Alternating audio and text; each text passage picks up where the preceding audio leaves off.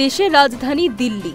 রাজনীতি, প্রশাসন আর মানুষের ভিড়ে প্রত্যেক দিন সরগরম এই শহর।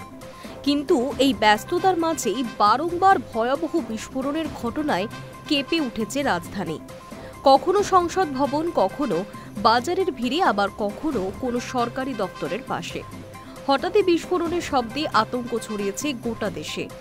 গত 2 দশকে একাধিকবার রক্ত ঝরেছে এই শহরের রাস্তায়। প্রশ্ন উঠেছে দিল্লির নিরাপত্তা ব্যবস্থা নিয়েও। 2001 সালে সংসদ ভবনের সামনে হামলার পর থেকেই শুরু হয় রাজধানীতে বিস্ফোরণের দীর্ঘ অধ্যায়। 13ই ডিসেম্বর 5 জন বন্দুকধারী স্বরাষ্ট্র মন্ত্রক ও সংসদের স্টিকার লাগানো গাড়িতে চড়ে সংসদ ভবনে ঢুকে পড়ে এবং এলো পাথারি গুলি চালায়। জঙ্গিদের গুলিতে একজন সাধারণ নাগরিক, 5 পুলিশকর্মী সহ 12 জনের মৃত্যু হয়। ভারত সরকার প্রাথমিকভাবে লস্কর-ই-তৈবা এবং জৈশ-ই-মোহাম্মদকে এই ঘটনার জন্য দায়ী করে, যদিও লস্কর এই ঘটনায় দায় নিতে অস্বীকার করেছে। 2002 সালের শেষের দিকে 4 জনকে গ্রেফতার করে তদন্ত শুরু হয়। জানা যায় তারা প্রত্যেকেই কোনো না কোনোভাবে হামলার সঙ্গে জড়িত ছিল। 2005 সালে 29 অক্টোবর দিল্লির সরোজিনীনগর, পাহাড়গঞ্জ এবং গোবিন্দপুরীর মতো বেশ কিছু জায়গায় একসঙ্গে একাধিক বোমা হামলা হয়। সেই ঘটনায় প্রাণ হারান অন্তত 60 জন। আহতের সংখ্যা ছিল 200-রও বেশি। ওই হামলার পেছনে পাক মদতপুষ্ট জঙ্গি গোষ্ঠী লস্কর-ই-তৈবার নাম উঠে আসে। তৎকালীন রাষ্ট্রপতি এপিজে আব্দুল কালাম হামলার তীব্র নিন্দা করেছিলেন। এই ঘটনায় কয়েকজনকে গ্রেফতার করা হলেও উপযুক্ত প্রমাণের অভাবে পরে তাদের মুক্তি দেয় আদালত। এরপর 2008 সালে আবারও বিস্ফোরণ। 13ই সেপ্টেম্বর দিল্লির কানট প্লেস, গফর মার্কেট, কারোল বাগ শহরের একাধিক ব্যস্ত এলাকায় একের পর এক বিস্ফোরণ ঘটে।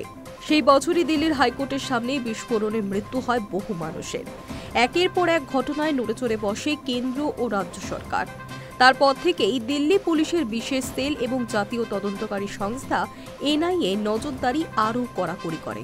তবুও আতঙ্ক যেন পিছু ছাড়ছে না। চলতি বছরের 10ই নভেম্বর সন্ধে 5:52 নাগাদ হঠাৎই জোরালো শব্দে বিস্ফোরণ হয় লালকেল্লা চত্বরে। প্রাথমিক তদন্তে জানা গিয়েছে কিছু সন্দেহভাজন জঙ্গির গাড়িতে বিস্ফোরক ছিল। সেই সময় ভুলবশত সেগুলি ফেটে এই ভয়াবহ ঘটনাটি ঘটেছে। ঘটনাস্থল থেকে উদ্ধার হয় প্রচুর রাসায়নিক ও বিস্ফোরক তৈরির উপকরণ। এনআইএ ও দিল্লির পুলিশ যৌথভাবে তদন্ত শুরু করেছে।